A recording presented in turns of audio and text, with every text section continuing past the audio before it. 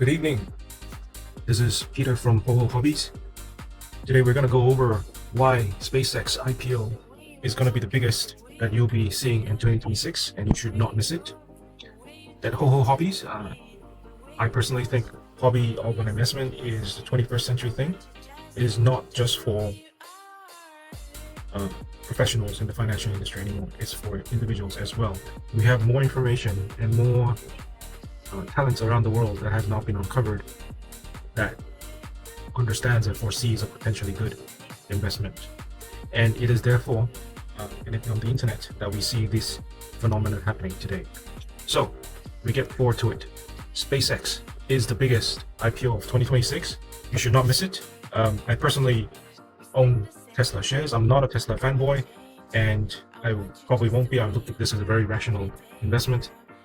There is nothing in SpaceX that I can foresee other than what we call force majeure kind of clauses where it will go south. There's nothing wrong that I can see SpaceX is doing well or has any substantial weaknesses to see this as a weak investment. So I'm going to share this information, and I want to make a few disclosures before I move forward.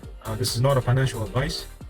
I am not a financial professional or have any investments on SpaceX on pre-allocation or personally or any thereof. I do not have any connections to SpaceX boards of people or employees or any other. And this is just my opinion. Whether you take it or not is up to you. Please make your own education, make your own judgments on whether to invest in on SpaceX IPO or not. These are the few things we're going to go over today as quickly as possible so that I don't bore you to death on a presentation. So, why SpaceX? Listing details. What have they achieved so far? What are we going to expect from SpaceX future? Why is it such a big powerhouse, and what to expect from them coming few years? So SpaceX mission statement is very profound, it is very broad, and it is broad for a certain reason, and Elon has taken this as his personal mission. It's not just for him to make money, and we have clearly seen, although he is a trillionaire, he is not driven by money. He really doesn't care about it. He knows how to manage it very well, which is pretty good. And he is one of the best industrialists and the best technology tech guru that we have seen in the last 2 millennia. He is the person. Whether you personally like him or not, you should not care.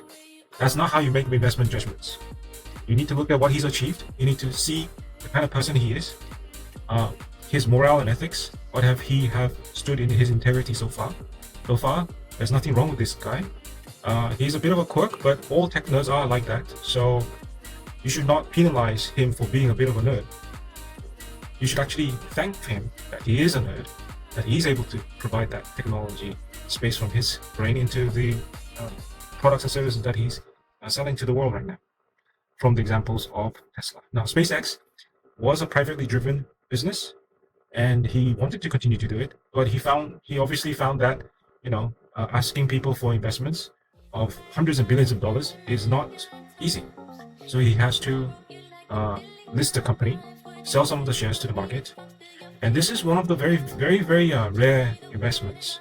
You'll see a company where the board of the members, especially the CEO, is not selling any of his shares to be listed for IPO. So he's not going to be benefiting from buying or selling of his shares. I don't think he plans to in the next decade or two, until SpaceX becomes financially stricken where he does have to sell his shares, but I don't think he will do so in light of diluting his power, voting power, and the controlling power of SpaceX. Listing date has been released today. It's going to be on the week of June 12th, Friday. So from Monday onwards, you're going to see, from the 8th, Monday onwards, you're going to see your brokers announcing to ask you to start to subscribe to SpaceX listing. Now, prime brokers are here. Okay, these are the prime brokers. If you have access to them, great. If you don't, like myself, then you would just have to be this, just a normal broker. The prime brokers will have the first allocation of these shares.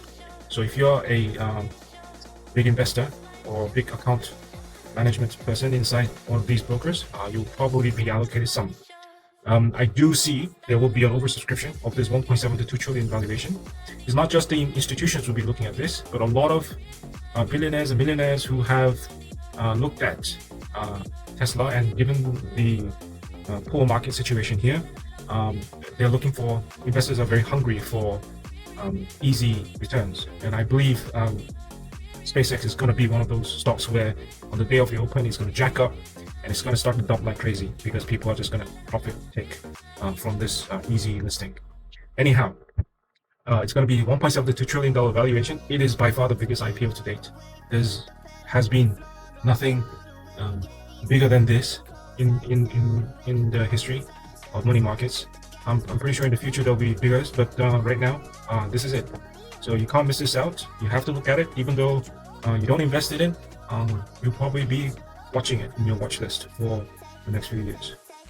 So why is SpaceX so special? So they have 4 things that I can see that it is substantially quite astounding for such a company. So they've done 655 orbital launches of their satellites, which is more than all the satellites, all the rocket launches in the world that have been recorded so far. Okay, and this number is going to be going over very soon to 1,000 orbital launches, and that is absolutely crazy.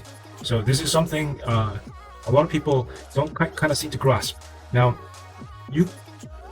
even if some company were given $100 billion and just asked them to make this achievable so they can compete with SpaceX, they just can't do it.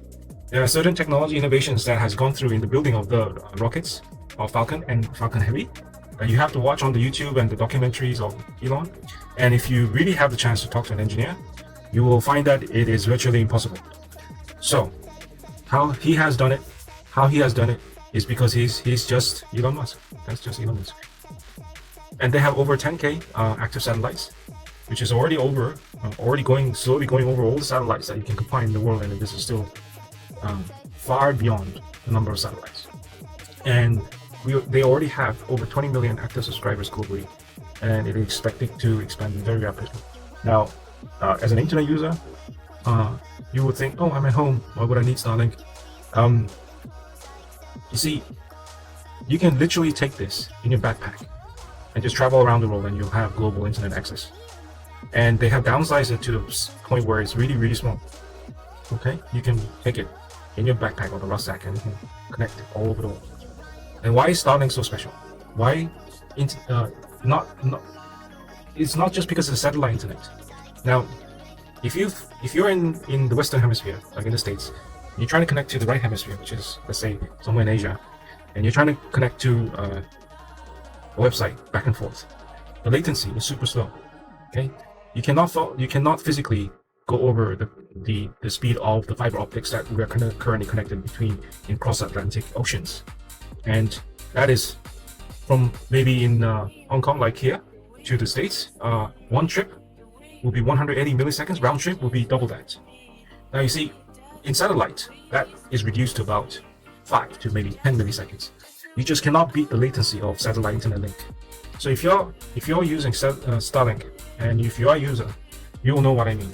When you connect to, when you're in the States, you're connecting to Asian websites, or if you're in Asia, you're connecting to US website, you will find that the speed is blazing fast. Okay, now plus they have currently generated revenues of over 16 billion. Now I don't know exactly how much they've already invested to SpaceX from private investors, but you will see a lot of on YouTube that the existing private investors have already made 3-5x returns, and they don't plan to sell any of their shares that they have previously bought on SpaceX privately. They're waiting for this IPO, and they're really expecting a lot of money they will make from this. Now, given this situation, have you found a company close to this? No, I don't think so. If you have, then we can talk about why SpaceX may not be the ideal investment. But I really doubt it. I haven't found one. Have you? Okay. Moving on. SpaceX, the future of SpaceX. SpaceX, the reason why they need more money and so rapidly and such a big amount is because they're trying to build orbital data centers. Now, data centers are power hungry, they're very noisy. A lot of people miss this out. They're not just a normal building with computers inside, and you can still walk beside that building, and then have a normal day. You can't. It's very noisy. It's very power hungry, not just from the computers that draws the power, but the amount of coolant that these data centers use is enormous. Now imagine this in space. Space is naturally cold. Okay, it's negative, I don't know how many degrees, but it's cold to the point where you step outside, you freeze to death within seconds. So it has natural coolant. It's immensely large space. So there is no problem of building, let's say, if I wanted to have another 1 million acres of space to build my data center, you don't need permission. Maybe just tell it to the government or the regulators. But you don't need to, build roads. You don't need to build anything. In any case, it's got ample free space. And the most important thing is Elon has somehow figured out he can draw power from the sun to power these cubicle data centers in space. And we're going to see how that's going to work out. But he said it's possible. So we're going to have to see how this goes. Right? Second is the Starship commercialization. Now, Starship is SpaceX's largest rocket. Having a payload of over 100 metric tons in its design is mind-boggling. Okay, the largest we've ever humanly kind of achieved to maybe a certain extent is 30 to 50 metric tons. Again, and that was an achievement. And I don't think NASA or any other rocket company has fired this successfully in numerous attempts. But Starship is trying to make this achievable by being reusable, just like the Falcon and Falcon Heavy rockets, so that they can fire this rocket every other day or every week. And the Raptor engines that they've created, rocket engines, should be able to handle in the expansion of handling over 200 metric tons, which is absolutely crazy. If they are able to achieve this, orbital data centers will definitely be achievable, and they will be creating data centers faster than Lego bricks. Okay. And number 3, the most substantial part here is where Trump comes in. Okay, government and defense contracts will be awarded to SpaceX. Since they have Starship, there is no other rocket company who can achieve this kind of payload. So if the US, especially the Pentagon, wants to build the Golden Dome and put the biggest dome protection with the biggest satellites in the world, they have to work with SpaceX. And therefore, SpaceX is no longer just a company that does commercial business. It is part of the US government build contracts. There's one of those so-called 400 or 500 companies. So it's going to be part of those companies that just cannot fail anymore. So you're going to miss this out. If you're not focused on what SpaceX is doing, you're going to miss it out. So a little bit more on why SpaceX is a bit of a big powerhouse. Now, SpaceX is an umbrella for all the technology that Elon has made. Now imagine if you want to colonize Mars, okay, by yourself, you need all the technology that is possible, be available to you to colonize Mars. Okay, so if you want to colonize Mars, you need a rocket, basically. You need a form of communication, and you need a very, very highly technological company to maneuver all the tech and all the resources of Earth to Mars and back and forth. That's what they have. Elon is trying to create as a baseline. So he's just starting. So you guys understand, he's just starting. Tesla is another company. He's not part of SpaceX. Tesla is Tesla, SpaceX is SpaceX. Just because we have the same CEO there, that's why they're able to communicate and have this fully vertically integrated back and forth. Okay? So, and they're just starting. So I personally expect Starship and Starlink business, their revenues, profits to grow by 10 times. And the demand for the AI, if they are able to achieve orbital data centers, it's going to 100x. So if you look at the computing power that is currently consumed from and served to the customers by the industrialists of Microsoft, Oracle, Amazon, Google, Meta, so many other large tech giants, they say they want the price of compute to go down. But forget AI first. Even before AI, computers and storage is just so expensive right now. It's because there's an underlying cost of humans, the material, especially the electricity, and the fabrication and delivering of this computers to be faster. those cost a lot of money. Now, if AI comes in with the robotics that is in advancement with XAI in conjunction with the partnership with Tesla, price of these should drop. But we haven't seen that. So if SpaceX comes in and enables that price drop, now, if I'm a website or e-commerce company, and if I see I can switch over to SpaceX's data center compute and drop my cost of half, I wouldn't even think about it. I'll just say just do it, right? So that's what's going to be happening. So if you have ever heard of macro-hard, Elon is trying to create this invisible service at the back, and he's preparing this, and he actually publicly have made this quite clear, but only those people who are listening will kind of understand what he's trying to do. In the computer market, we have Microsoft Windows and we've got Linux. And these two guys, these two software giants, are what's driving these computers at the back. Now, fundamentally, it's software, but it is hardware dependent right now. To be hardware dependent, there's a drawback on the problem with cost. So, you have root caused it down to because of chip fabric costs. So right now, what he's trying to do, together with Tesla, is create the world's largest chip fabrication factory. And out of that, he's going to produce certain chips.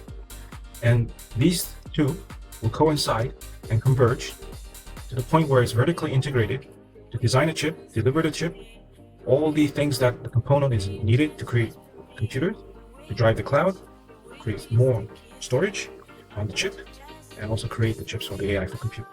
Okay? And once this is achieved, the cost of these technologies in service should dramatically drop, and it will be in direct competition with all the other existing services out there and the hardware manufacturers out there in the world, and they should be shit scared. That is one of the reasons why I do not recommend any other companies that are out of the SpaceX and Tesla boundary.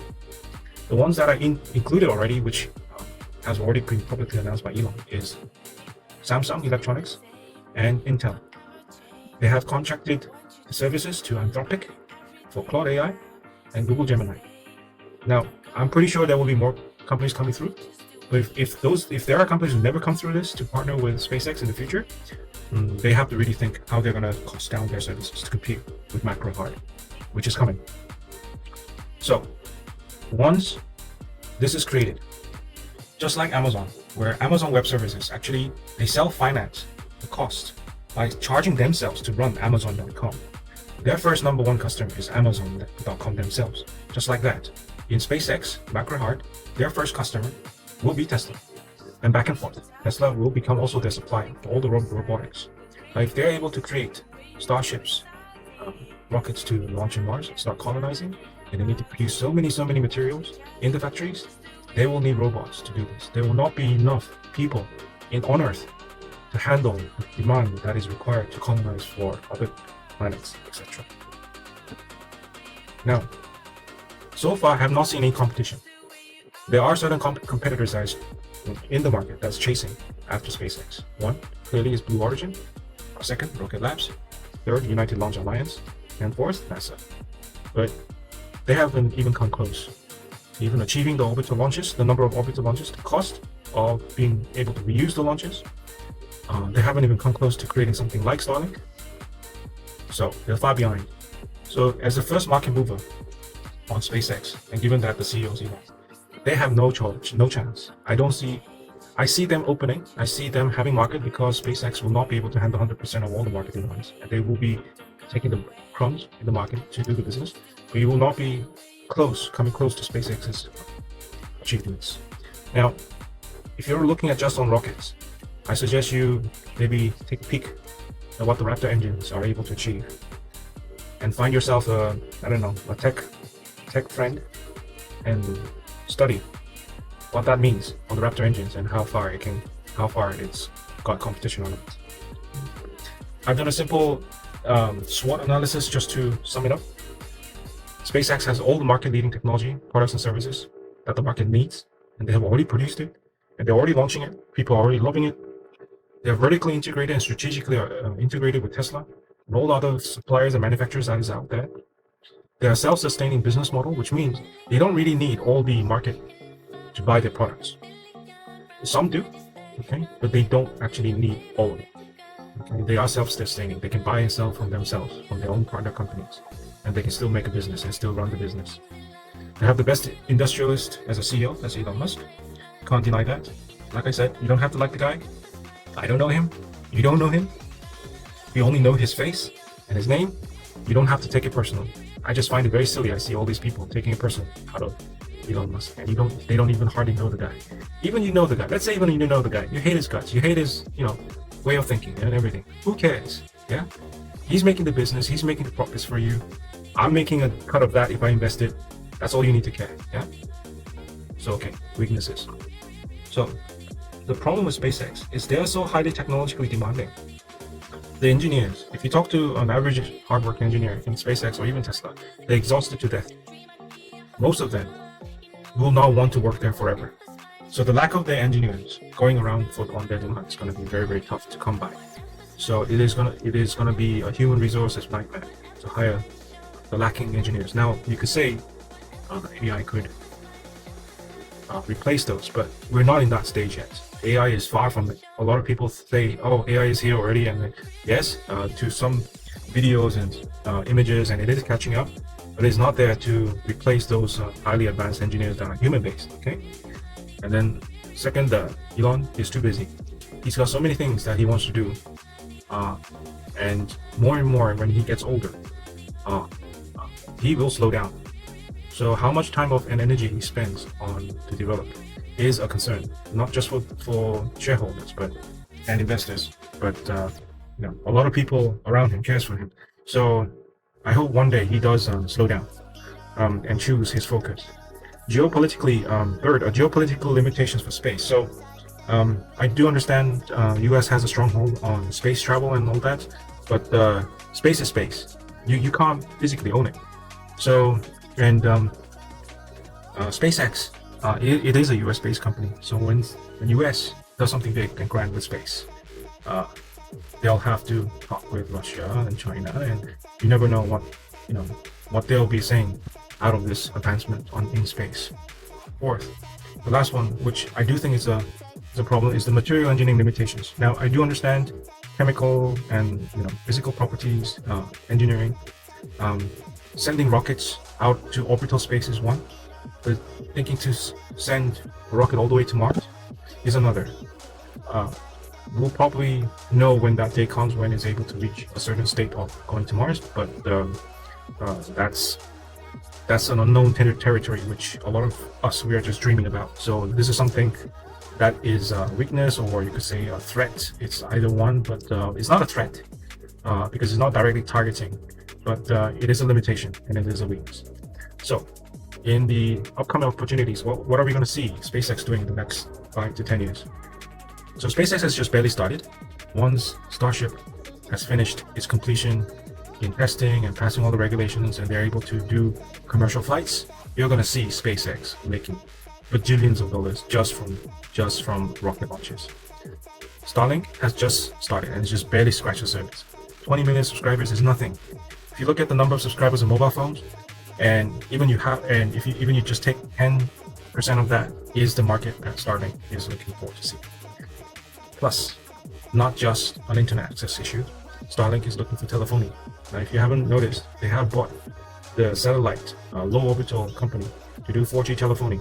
Now that's going to be coming soon. So at least from the airlines and maybe cruise ships, or even maybe private planes and private boats, you will see Starlink selling 4G telephony soon, very soon. And I think they already, with some airlines, they have already started an experiment on the services. Colonization of Mars is going to be the biggest one. That's what we're achieving, and that's the opportunity that we are investing in eventually. Threat is the obvious, government and political situation of SpaceX and space, and there will be a considerable amount of corporate espionage because the technology which SpaceX is coming up with is considerable. Even if Elon is publishing white papers and patent papers for free, there will be some technologies that's going to be proprietary and secret behind closed doors, and a lot of companies, especially the neighboring countries that are not in line with US morals or ethics or in direct competition with SpaceX is going to be wanting to have a grab on this. Anyhow, so good luck. Hopefully you get some allocations for those big players. Now, if you're a retail investor, just like myself, if you have a lot of money, if you have never invested in Elon's companies like Tesla, I do suggest you take a peek. If you're already a retail investor, you have Tesla, I don't suggest you buy Tesla, the SpaceX shares by selling Tesla shares and using that money to offset, blah, blah, blah. I don't suggest that. It's going to be the biggest listing, but however, I do foresee a very big dump coming. It's going to be a very liquid stock. So I do suggest, at least after the launch, we wait for about a month or two to buy in, or any significant news that would drive the market price back up again. But I don't suggest. For those who are not interested, who are just peeking at this, I do suggest you find an AI company to invest to be part of your portfolio. SpaceX is a mix of technology, rockets, and AI together, because SpaceX has already merged with xAI. xAI is the AI subsidiary of Elon Musk's business line, and SpaceX owns that. So therefore, it is, in terms of the institutional portfolio management, it is categorized as an AI investment. So that's it for today. Thank you for listening. As I said, investment is a hobby now in the 21st century. Don't get confused with what I do. Okay, I have a lot of hobbies. So stay tuned and subscribe. Give us a like, and talk to you soon. Bye bye.